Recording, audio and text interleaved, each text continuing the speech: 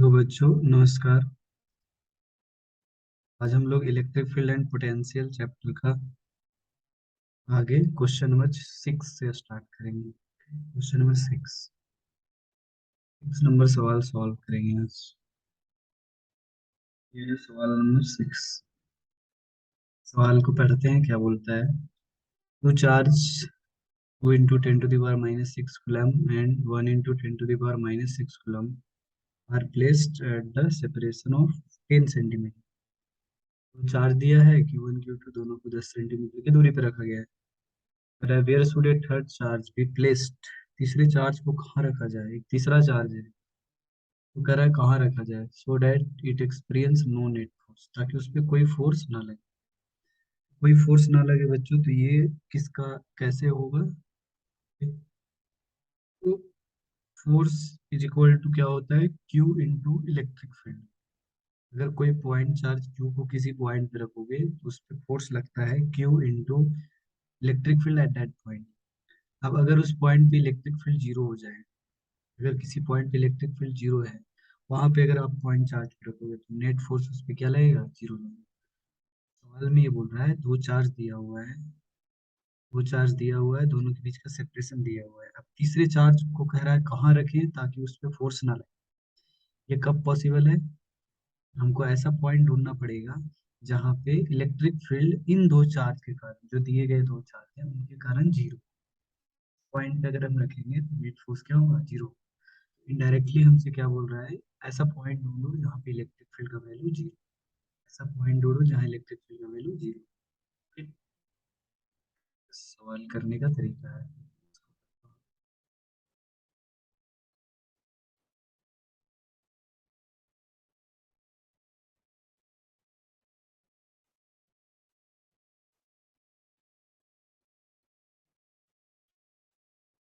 हमें दो चार्ज दिया हुआ है बच्चों।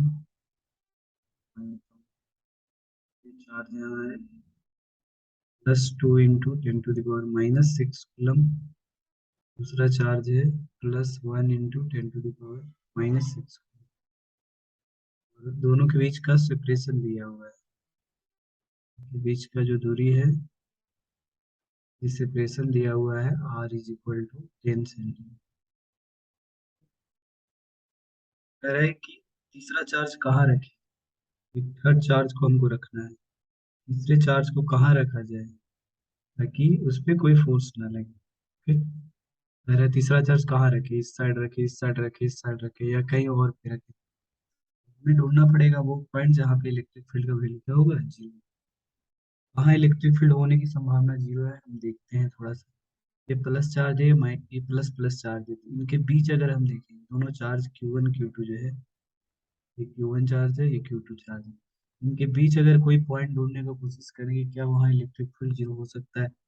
कोई भी जनरल पॉइंट लेके देखते हैं, मान लेते हैं ये कोई जनरल पॉइंट पी है। अब यहाँ पे जरा इलेक्ट्रिक फील्ड का डायरेक्शन दिखाओ।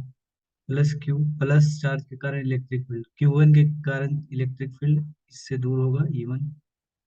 प्लस है तो प्लस के कारण इलेक्ट्रिक फील्ड अपने से दूर होता है। एक Q2 चार्ज है, Q2 के कारण इलेक्ट्रिक फील्ड, ये भी प्लस है तो प्लस चार्ज का इलेक्ट्रिक फील्ड अपने इससे दूर होगा, इधर होगा E2। हम देख रहे हैं E1 और E2 जो है वो अपोजिट डायरेक्शन में है, उल्टा डायरेक्शन में है। तो ऐसा हो सकता है किसी पॉइंट पे दोनों का मैग्नीट्यूड बराबर हो जाए। अगर दोनों का मैग्नीट्यूड बराबर हो गया, E1 = E2, तो क्या होगा, दोनों वेक्टर्स कट जाएंगे, अपोजिट एंड इक्वल वेक्टर्स हो जाएंगे, तो रिजल्टेंट क्या आ जाएगा, जीरो। पॉसिबल है, मीन्स इस रीजन में पॉसिबल है। ठीक, दाई बाई तरफ देखते हैं क्या इधर पॉसिबल है। इधर अगर अपन कोई पॉइंट चार्ज ले लेते हैं, इधर कोई पॉइंट पी ले लेते हैं। अब देखो यहाँ पे प्लस के कारण फील्ड क्या होगा, प्लस के कारण Q1 के कारण फील्ड अपने से दूर होगा। ओके, और Q2 के कारण, ये Q2 भी पॉजिटिव चार्ज है, ये Q2 पॉजिटिव चार्ज है, इसका भी फील्ड अपने से दूर होगा। दोनों का फील्ड सेम डायरेक्शन में आ रहा है, तो दोनों का फील्ड सेम डायरेक्शन में हो रहा है, तो नेट फील्ड क्या होगा, E1 + E2 दोनों जुड़ेगा। इधर हमें कोई कहीं पे ऐसा पॉइंट नहीं मिलेगा जहाँ पे इलेक्ट्रिक फील्ड का वैल्यू जीरो। उसी प्रकार से इधर देखोगे ना बच्चों, इधर देखोगे जब पी की तरफ, तो ये Q1 के कारण फील्ड अपने से दूर होगा, और ये Q2 के कारण प्लस है तो इसके कारण भी फील्ड अपने से दूर होगा। यहाँ पर भी दोनों फील्ड अपोजिट डायरेक्शन में है। सॉरी, सेम डायरेक्शन में, यहाँ पर भी जोड़ने पर फील्ड जीरो नहीं है। हम देख पा रहे हैं फील्ड जीरो होने की संभावना Q1 और Q2 के बीच नहीं है, और कहीं पे नहीं है। यहाँ जीरो नहीं हो सकता है, यहाँ भी जीरो नहीं हो सकता है, केवल यहीं एक जगह जीरो हो सकता है। तो मान लेते हैं हम पॉइंट P, यहाँ जो है P जो है Q1 से x की दूरी पर है। Q2 से कितने की दूरी पर होगा point P? 10 centimetre minus x centimetre. क्या होगा इस पॉइंट P पे? Electric field at point P will be zero. ये कब होगा electric field at point P equal to zero? जब E1 इज इक्वल टू क्या हो जाएगा? अगर E1 E2 वेक्टर्स E1 और E2 अगर मैग्नीट्यूड अगर इक्वल हो गए, electric field at P, net electric field at P equal to zero. अगर E1 E2 का मैग्नीट्यूड सेम हो गया तो ये हो जाएगा। तो इनका क्या होता है फार्मूला? के Q1 by R1 square. Q1 है कितना? 2 × 10⁻⁻6 बाई आर स्क्वायर। पॉइंट का इस Q1 से दूरी कितना है? x, x whole square. x यहाँ पर सेंटीमीटर में है, तो आप इसको 100 से डिवाइड कर सकते हो, x/100 स्क्वायर मीटर में बदल इज इक्वल टू E2। दूसरे चार्ज के कारण इलेक्ट्रिक फील्ड, इसके कारण इलेक्ट्रिक फील्ड क्या होगा बच्चों? KQ/R square. इसमें चार्ज है 1 × 10⁻⁻6 by R square. 10 - x, 10 - x by 100। अब यहाँ से हमें x में वेरिएबल आ गया, तो इसको अपन सॉल्व करेंगे और यहाँ से हम क्या करेंगे? x का वैल्यू हम ज्ञात करेंगे। यहाँ से सॉल्व करके, तो सॉल्व करना बहुत आसान है। k से k कट गया, 10⁻⁻6 कट गया, ये 100 से 100 कट जाएगा, तो ये क्रॉस मल्टीप्लाई करोगे जब बच्चों तो हो जाएगा 10 - x whole square is equal to x। ठीक है, क्या करना है? अब क्या करेंगे अपन? इसको अपन लिख सकते हैं क्या? इसको लिख सकते हैं, 2 को रूट के अंदर भेज दोगे तो क्या हो जाएगा? 10√2 minus x√2 whole square equal to x square. Square को उस तरफ भेजो, प्लस माइनस एक्स हो जाएगा। 10√2 minus x√2 equal two plus minus x. यहाँ पर हमें प्लस एक्स भी लेना है, माइनस एक्स भी लेना है, तो एक बार प्लस एक्स भी सोल्व करते हैं। 10√2 minus x√2 is equal to x. यहाँ से x का वैल्यू निकालोगे, x को एक तरफ करो, इसको एक तरफ करो, x into root two plus one equal to 10√। यहाँ से x का वैल्यू आपको आ जाएगा 10√2 by root two plus x का वैल्यू आ गया। अच्छा एक बार माइनस x लेके देखते हैं। 10√2 minus x√2 equal to minus x. Solve करो, इसको उधर ले जाओ, उधर ले जाओगे तो x कॉमन कर लोगे, √2 माइनस वन इक्वल टू 10√। यहाँ से x का वैल्यू हो जाएगा 10√2 बाई रूट टू माइनस। तो हमें आंसर मिल रहा है। अब कौन सा आंसर सही होगा, कैसे चेक करेंगे कौन वाला आंसर सही होगा? कैसे चेक करेंगे? तो देखो x जो है, ये जो भी x होगा ये बीच में है ना, x Q1 Q2 के बीच में, टोटल है 10। x जो होगा लेस देन कितना आना चाहिए? 10, 10 से कम, क्योंकि पॉइंट हमने बीच में दिया है। तो यहाँ देखो कौन वाला 10 से कम है, पहला वाला कि दूसरा? ये देखो एक से ज्यादा नंबर है, √2 by root two minus one, तो ये जो नंबर टोटल होगा 10 से ज्यादा हो जाएगा, ग्रेटर देन 10। ये √2 by root two plus one, ये एक से कम है, तो ये वाला जो होगा वो लेस देन 10। ये हमारा करेक्ट आंसर है। एक्स इज इक्वल टू आ गया 10√2 by root two plus one centimetre. इसको और सिंप्लीफाई कर लो, 10 × √2 का वैल्यू रख दो, 1.414 by root two, 1.414 plus one कितना होगा? 2.41। सॉल्व करोगे जब तो 14.14 बाई 2.41। इसको इसको सॉल्व करने के बाद आंसर आएगा, जब कैलकुलेट करोगे तो इसका लगभग आंसर आएगा 5.9, लगभग आएगा 5.9 सेंटीमीटर, 5.9 सेंटीमीटर। 5.9 सेंटीमीटर की दूरी पर इलेक्ट्रिक फील्ड क्या होगा? जीरो। यहाँ पे इलेक्ट्रिक फील्ड जीरो, 5.9 सेंटीमीटर आया हुआ है। 5.9 सेंटीमीटर की दूरी पर, यहाँ से 5.9 सेंटीमीटर की दूरी पर इलेक्ट्रिक फील्ड का वैल्यू जीरो होगा। तो यहाँ पर अगर हम चार्ज क्यू रखेंगे, यहाँ पर कोई चार्ज क्यू रखेंगे तो इस पे नेट फोर्स क्या आएगा? जीरो आएगा। ये हमारा आंसर होगा। ठीक? ये अच्छा सवाल था, थोड़ा सा टेक्निकल सवाल था। ओके, तो जब भी अगर सवाल हमसे कहे कि नेट फोर्स जीरो होगा, एक चार्ज को रखना है और वहां पे नेट फोर्स चार्ज पे जीरो लगेगी, तो इसका मतलब वहां पे फील्ड जीरो होना चाहिए, क्योंकि एफ इज इक्वल टू क्या होता है, क्यू इंटू ई। अगर इलेक्ट्रिक फील्ड ही जीरो हो जाए, इलेक्ट्रिक फील्ड ही जीरो हो जाए तो फोर्स क्या हो जाएगा, जीरो। इस प्रकार से इस चार्ज पे नेट फोर्स क्या हो जाएगा, जीरो। ठीक?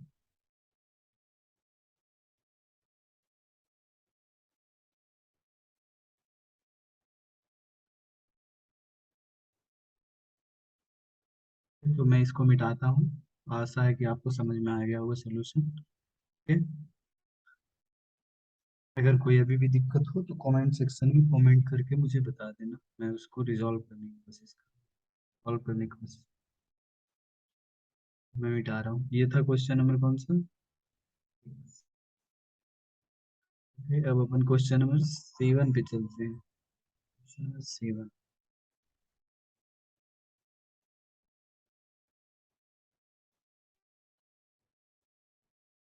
दिया चले चले रे धारा, गंगा चले चले रे धारा,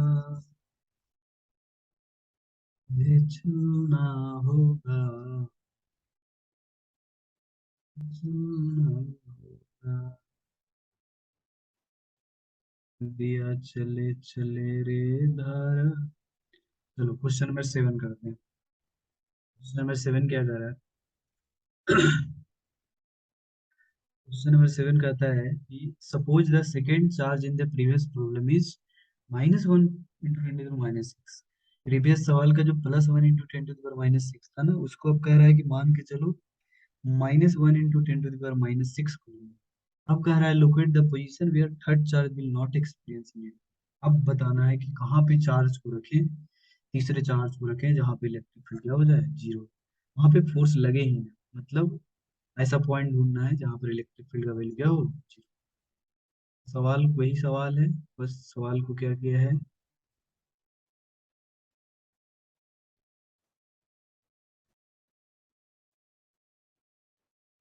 ये क्वेश्चन नंबर 7। इसमें क्या बोल रहा है कि भैया Q1 तो वही है, Q1 तो वही है, 2 × 10⁻⁶ कूलम, लेकिन दूसरा चार्ज जो Q2 है उसको हमको माइनस लेना है। दूसरा चार्ज जो है ना Q2, उसको लेना है -1 × 10⁻⁶। अब कह रहा है कि बताओ कहाँ पे तीसरा चार्ज रखा जाए, where third charge should be place so that force on that is, force on charge Q is zero. Force कब जीरो होगा, Q into E equal to zero, electric field equal to zero. ऐसा point ढूंढना है हमें इस line पे जहाँ पे इलेक्ट्रिक फील्ड का वैल्यू क्या हो जाए, जीरो। चेक करते हैं कि कहाँ कहाँ इलेक्ट्रिक फील्ड संभावना है जीरो होने की। हिट एंड ट्रायल मेथड लगा करके सबसे पहले हिट एंड ट्रायल मेथड देखते हैं, इसके बीच में कहीं होगा या नहीं, दाएं तरफ होगा कि बाएं तरफ। हिट एंड ट्रायल मेथड लगाते हैं, नहीं तो 3 बार सॉल्यूशन करना पड़ेगा। तो यहाँ पर पहले चेक करो इसके बीच में, between Q1 and Q2। Between Q1 and Q2 अगर चेक करते हैं, बिटवीन Q1 एंड Q2 अगर चेक करेंगे, यहाँ पर मान लेते हैं पॉइंट P है। तो ध्यान से देखोगे तो Q1 के कारण फील्ड क्या होगा, प्लस चार्ज है अपने से दूर, ये इवन इलेक्ट्रिक फील्ड होगा। Q2 के कारण इलेक्ट्रिक फील्ड माइनस चार्ज है तो अपनी तरफ, ये इलेक्ट्रिक फील्ड हो गया E2। दोनों इलेक्ट्रिक फील्ड सेम डायरेक्शन में है तो दोनों ऐड होगा। क्या फील्ड जीरो हो सकता है, नहीं, पॉसिबिलिटी नहीं है, फील्ड जीरो होने की पॉसिबिलिटी नहीं है, क्योंकि दोनों वेक्टर सेम डायरेक्शन में दोनों ऐड हो। तो यहाँ पर हमारा पानी फिर गया, यहाँ इलेक्ट्रिक फील्ड जीरो नहीं हो सकता। इस रीजन में हमने चेक कर लिया, यहाँ पर कहीं इलेक्ट्रिक फील्ड जीरो। इधर दाई तरफ करते हैं, इधर जरा करते हैं, इस तरफ कोई पॉइंट लेते हैं, यहाँ पे कोई पॉइंट ले लेते हैं P। अब इस पे फील्ड निकालते हैं। Q2 नेगेटिव चार्ज है, नेगेटिव चार्ज के कारण फील्ड अपनी तरफ, ये E2। और Q1 पॉजिटिव चार्ज है, ये Q1 पॉजिटिव चार्ज है, इसके कारण फील्ड क्या होगा, Q1 पॉजिटिव चार्ज के कारण इससे दूर, डायरेक्शन में आ रही है। दोनों फोर्स, दोनों फील्ड अपोजिट डायरेक्शन में है। ये इवन है पहले चार्ज के कारण इलेक्ट्रिक, इसका मतलब इधर हो सकता है, दोनों अपोजिट है इसलिए फील्ड जीरो हो सकता है। क्या एक्चुअली में होगा, थोड़ा सा देखते हैं, थोड़ा सा और कॉमन सेंस लगाते हैं। कब दोनों कब दोनों कट जाएगा तो दोनों का मैग्नीट्यूड बराबर। अब देखो, अब ध्यान से देखते हैं। ये नेगेटिव चार्ज का मैग्नीट्यूड है -1 × 10⁻⁻6 गुना। पॉजिटिव चार्ज का मैग्नीट्यूड है 2 × 10⁻⁻6। तो इलेक्ट्रिक फील्ड का वैल्यू फार्मूला क्या होता है, KQ/R²। अब देखो, Q1 के कारण अगर फील्ड निकालोगे, Q2 के कारण फील्ड निकालोगे, तो ये दूरी कम है, दूरी कम है और चार्ज कम है। और Q2 का दूरी ज्यादा है, चार्ज भी ज्यादा है। चार्ज कम, चार्ज ज्यादा है। Q2 का चार्ज है 2 × 10⁻⁻6, और दूरी जो होगा, ये वाला दूरी कितना हो जाएगा, मान लेंगे ये वाला x, ये वाला हो जाएगा 10 + x। ओके, इसके कारण फील्ड क्या होगा, E1 क्या हो जाएगा, KQ/x²। ये वाला डिनोमिनेटर में x कम होगा और इसके डिनोमिनेटर में 10 + x होगा, जो कि ज्यादा होगा। डिनोमिनेटर अगर ज्यादा होगा, वैल्यू कमेगा। ओके, डिनोमिनेटर ज्यादा होगा तो ये चार्ज को देखें अगर, तो Q1 का चार्ज ज्यादा है, बट डिनोमिनेटर में बड़ा नंबर है, कमेगा, डिनोमिनेटर घटाएगा, पॉसिबल है। और Q2 में क्या है, Q2 का चार्ज कम है, लेकिन लेकिन ये डिस्टेंस कम जा रहा है, तो नीचे वाला कम होगा तो वैल्यू बड़ा होगा। ओके, तो यहाँ पे पॉसिबिलिटी है, इधर फील्ड जीरो होने की पॉसिबिलिटी है। इसको अपन मान लेते हैं, ये हमारा,